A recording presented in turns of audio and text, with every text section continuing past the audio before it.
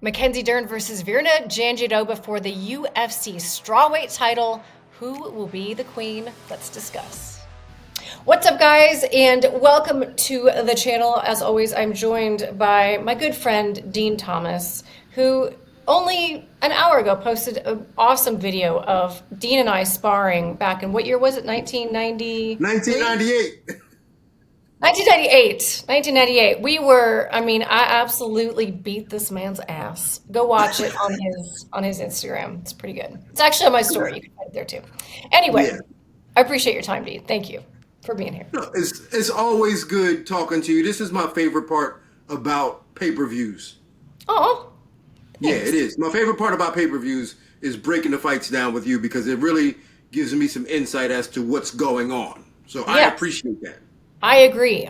Well, we have a really good co-main event coming up at UFC 321. The vacant women's strawweight title is on the line. Mackenzie Dern versus Virna Jandiroba. A rematch that is 5 years in the making. Last time it was Dern that won by unanimous decision. Again, it was all the way back in 2020. Since then, Jandiroba on a 5-fight win streak. Dern on a 2-fight win streak going into this matchup. So off the top, Dean, what did you think when they announced this? I was a little bit surprised, if I'm being honest. Hold on. Why were you surprised? This is the fight to make in terms of, Weili Zhang's going to move up and has to vacate her title. What other fight would be more interesting than this one? I know she just got a shot, but I thought maybe Tatiana would get another shot since Weili moved up. Well, yes, I guess because her last fight was after the announcement of this fight. So you would think that maybe Tatiana would have gotten the opportunity, but after Tatiana's last fight, I don't think she'll be getting an opportunity for a while. For a while, you think so? Yeah, she kind of stunk the place up. Oh, yeah. Yeah. She didn't gain any fans. In fact, like when the fight was over, like it was like I don't even think reporters talked about it. Really? I guess Yeah. see, the fact that I'm saying really tells you that I guess that they didn't. Yeah, I mean it was a stinker. Yeah. It Well, was a regardless, this one is Yeah. not going to be a stinker. There's Right. absolutely no chance that this is a stinker because these are two women who absolutely go for it from the bell. And again, an interesting rematch. Let me run through at least a few stats before we talk about some of the dynamics of this fight. So we've got Jandiroba, who is 22-3 overall. She's very experienced. Dern, 15-5 overall. Both of them have about the same average fight time, 12 minutes for Jandiroba, 13 for Dern. About the same height, 5'3" for Jandiroba, 5'4" for Dern. Obviously, same weight, 115. 64-inch reach for Jandiroba, 63 for Dern, both of them orthodox. Strikes slated per minute for Jandiroba is only 1.97. That is very, very low. And Dern is 3.31. I actually thought hers would be higher because she tends to be pretty in your face. Striking accuracy for Jandiroba is 38%, so that's pretty low. 40% for Dern, also kind of low. Strikes absorbed per minute, 2.55 for Jandiroba, 3.9 for Dern. That's a little higher than you would ever want it to be for Dern. Striking defense, 57% for Jandiroba and 52% for Dern. Now, this is where it gets interesting because obviously we are here to talk about the grappling. Takedown average per 15 minutes, 2.37 for Jandiroba, 0.89 for Dern. Accuracy, takedown accuracy, 33% for Jandiroba, 17% for Dern. Takedown defense, 73% for Jandiroba, 25% for Dern. Submission average, 1.8 for Jandiroba, 1.2 for Dern. I was slightly surprised by some of those numbers, if I'm being honest. Oh, why? I think those numbers sound about right to me. Mackenzie Dern's more of a guard puller. She's not going to force a takedown. She's going to pull guard on you. I'm pretty okay with the accuracy of Jandiroba. I mean, she's really wild and rarely hits her targets in terms of throwing punches. Like she misses a lot and punches from too far a lot. But she's aggressive, man, and I think So this to me is such a weird contrast of jujitsu women. Yeah. Jandiroba is to me like I think she really, really, really wants to be champion, and she really, really, really loves being a fighter. I think Mackenzie likes being a fighter, wants to be champion, but she's so good at it that she kind of has to because she kind of has to fulfill this prophecy because she was born into it, and she's so good at it anyway. But it doesn't really seem like she wants it as bad as some of the other ones. That's so interesting to hear you say that. I get what you're saying. What makes you feel that way? Is that just like a general vibe that you've kind of accumulated over the years, or is there something that she said that kind of made that thought stick in your head? A little bit of both, like inconsistency in her performances, inconsistency from Well, some of that was training her rumors. personal life too, I feel like. Yeah, just like a wild personal life Yeah. that gets in the way. And I understand no matter what, like if your personal life is wild, it's going to get in the way. But the people that are really serious and are champions or have championship aspirations, they tune that stuff out and still do what they got to do in order to try to get the goal. Yeah. But to me, it seems like she's just kind of like, I'll do it. And then I remember talking to her once, and she was like, and this was recent, like a year ago, talking about, I just learned how to strike into takedowns. Yeah. And I'm like, what? I mean, the tape kind of bears that out. Will you center yourself a little bit more? You keep Oh, my bad. there you go. No, you're good. I just don't want your face to get cut off. All right. Yeah, the film does kind of bear that out, but that was one of the things I wanted to talk about is that both of these women have certainly evolved from their last fight because you go back and watch that fight. First of all, before they even do anything, the thing that jumps off the screen is that Mackenzie Dern looks like a different person. She is so much more jacked and muscular now than she was the first time that they fought. So she certainly has, at least physically wise, a physicality about her that she did not have the first time that they fought. Secondly, both of them have improved their striking into the takedown, like into their entries. It still is not necessarily something I think either of them is like super, super comfortable with, oddly enough, even though like they're amazing grapplers, they still are not, neither of them is still fully fluid in terms of striking, level changing, penetrating, finding the hips, turning the corner, getting the takedown. It still doesn't look like that. Although I think Jandiroba, her pure wrestling, I might give an edge to over Mackenzie Dern. Do you agree? No, I agree with that. No, I 100% agree with that. And I think that speaks to just her willingness to do those things in training. I get the impression that Mackenzie, outside of camp, doesn't train that much. I get the impression that she probably does jiu-jitsu as a hobbyist, and then when it's time for a fight, she starts to ramp it up, pick it up, and then get in the gym and then works on these things. But I don't get the impression that outside of camp, she's like, all right, I want to be champion. I'm going to do all the right things to beat this person, that person to be champion. I think that just her history of combat, growing up doing combat, she was just already started off better than most females in the division. She's such a specialist, yeah. Yeah, for sure. And I think that Jason Perillo and her work like magic. I think that combination of them together, she fights so much better with him, and it's noticeable. And when she fought Angela Hill, it was one of the worst beatdowns in strawweight history. I mean, it was absolutely just horrifying to watch Angela Hill get beat up that way.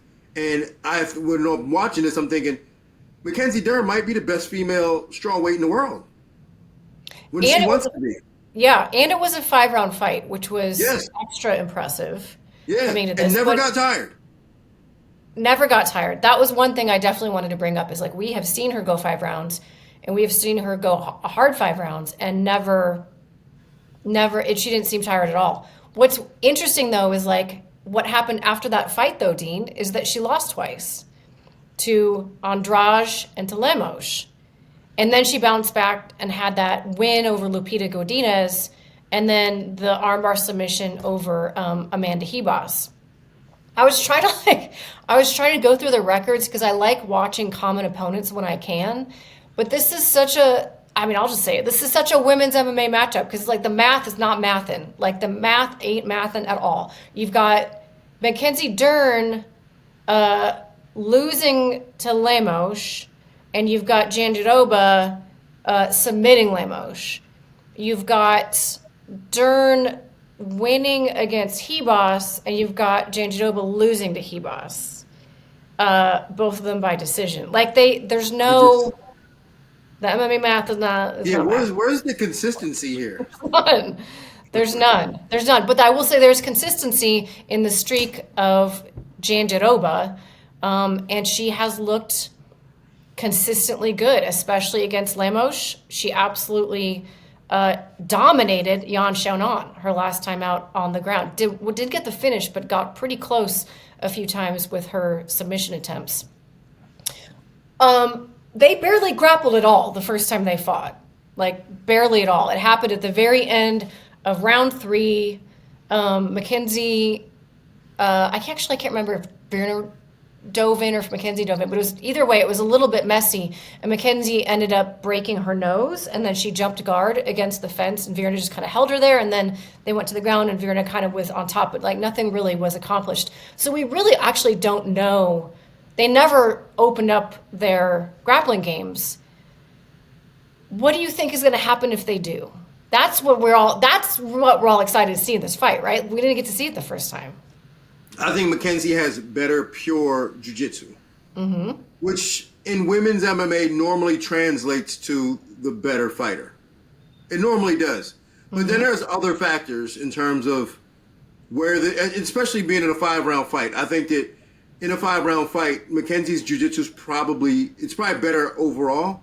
And I would say that if Virna doesn't get tired, she might be able to wear on Mackenzie to take away some of that steam. However, Virna tends to get tired, much more so than Mackenzie. Like Virna gets tired and gets really sloppy in fights. So I actually think that Mackenzie's jiu-jitsu is going to hold up for longer, and she'll be better. She won't win the wrestling scrambles, but I think that early on she might get taken down a little bit, but her jiu-jitsu will be good enough to stall it out, and it'll probably be kind of boring, but the longer the fight goes, I think Mackenzie can start to work some sweeps, maybe get on top, get to mount, get some good positions. And I think that as the fight goes longer, Mackenzie's jiu-jitsu will expose itself to be a little bit better than Virna's. Yeah, they're both world champions, but I mean, Mackenzie Dern's accolades in jiu-jitsu are just basically untouchable in pure jiu-jitsu. I'm fascinated to see who can get the better positioning off of a takedown, because I feel like both of them are so good if they get but listen, they're both good from their back as well, and Dern certainly can find arm bars from anywhere. Jandiroba can find arm bars from anywhere. She's got a nasty Kimura trap. Jandiroba does. She uses it all the time. Like, so I say this, and it's like I'm about to contradict myself, but I feel like the fighter who is able to establish the proper settled positional takedown and burn larger chunks of rounds is going to be the fighter that ends up prevailing. It seems that way. That is common logic. That's the way it should be with this fight. But I feel as though whoever gets a takedown, which I think Virna will get more takedowns early on, but she'll just end up in Mackenzie's guard. She'll end up in Mackenzie's guard and then play, like I said, it'll be boring, her body punching, rabbit punching, and might get some stand-ups. Might even get a bunch of stand-ups. But I can't imagine her getting a takedown, passing guard. Now, if Mackenzie hasn't trained at all, I saw her at Aljamain Sterling's wedding, by the way. But if she hasn't trained at all, what's that? When was that? Last Sunday. Oh. Yeah. Yeah, it was last Sunday. She was at Aljo's wedding. I don't know what she was even doing in Vegas. Damn, Aljo got married. You know what? Sean Strickland got married last weekend. Did he really? Yes. What is going on with these guys? I don't know. Good for Sean, though. Yeah, I know. Anyway, totally add on, whatever. Yeah, totally off. But the point is, Mackenzie was at the wedding. Not to say that that's going to be the reason why she lost, but I just think that in certain spots, she's going to have to fight a little harder. I think I don't think she's going to fight the takedown all that hard. I think she'll end up in her guard, and Virna will be happy to just stay there and burn some clock. But hopefully I'm wrong about this. I'm hoping that both of them show up and understand the opportunity that's in front of them. I mean, you have an opportunity to be a world champion, not because you beat the champion, but because the champion, the number one female in the world, decided to give the belt up to move up in weight. Now, that is a layup, if you ask me. So they need to fully take advantage of this. If I'm Mackenzie Dern, I am fully taking advantage of this because you have an opportunity to be the champion without having to beat Weili Zhang. Mm-hmm. You have to do it. You have to sacrifice whatever you have to sacrifice to go out there and fight your ass off. And you can't be giving up takedowns and just pulling guard. You have to go out there and fight tooth and nail for every position. It'll be interesting speaking with her because, to be honest with you, I mean, I know exactly what you're talking about, and I hadn't really thought about that as an X factor. But I'm going to ask her a lot of questions about her training schedule and traveling schedule. And I know she's been playing a lot of, poker, but I don't know how recently, like a poker tour, celebrity poker tour thing that she does. So it's not just like, oh, she's playing poker. Like she's traveling to do poker shows. I just don't know how recently it was. So I don't know. I know about that too. Yeah, I know she's gonna go out to Abu Dhabi a few weeks early to get some training in with one of Hamzat Shemaev, one of his coaches that is a jiu-jitsu wizard. Yeah, I'm gonna have to suss that out. I'll get back to us on that. I have to get it straight from the source. Sometimes those fighters don't like to tell you the truth though, either in fighter meetings. So we'll see. They gonna lie. Trust me, I know, because I know what fighters do. I be with them. And I'll be with them every day, twice a day. I'll be with them, and I also hear what they tell y'all. And then they get fans thinking one thing. This is why the fans be like, "Oh, poor fighter, poor fighter." I'll be with them, and I hear what they tell y'all. Well, tell y'all, tell us. Can't tell me. I'm with you. What's your pick on this fight? I think Mackenzie Dern wins. I think she's better. And I think she will, at some point, understand what's in front of her. And that is a world championship. Mm-hmm. A UFC world championship is in front of you, and you don't have to beat Weili Zhang. So I think Mackenzie Dern pulls it together, has a good run, has a decent camp, pulls it together, and wins this fight. All right. I can't make a pick because I'm calling the fights, but I appreciate your perspective always, Dean. First off, we need you to like the video because you're here and you're watching us, so you must like it. So just please click the button. We need you to click subscribe because that helps us both out so much to be able to grow the channel and continue to do what we love doing. And then lastly, just drop a comment, drop your thoughts, drop your criticisms, drop your, I don't know, maybe you don't like our face, maybe you do like our face, whatever you want to say, under the pinned comment in this video, and we will include it in our next video for UFC 322 when that drops. So yeah, come on guys, we want to interact. We want to get to know you. Yes, drop it like it's hot. Drop it as though it were hot. Drop it as though it were hot. Yes, in the comments. Dean, I thank you for your time. It's late where you are, and you are always so gracious to do these videos when it works for me, and I just really appreciate that. Thank you. Oh, you're very welcome. I love it. I love it too. All right, guys, thank you so much for watching. We will see you next time.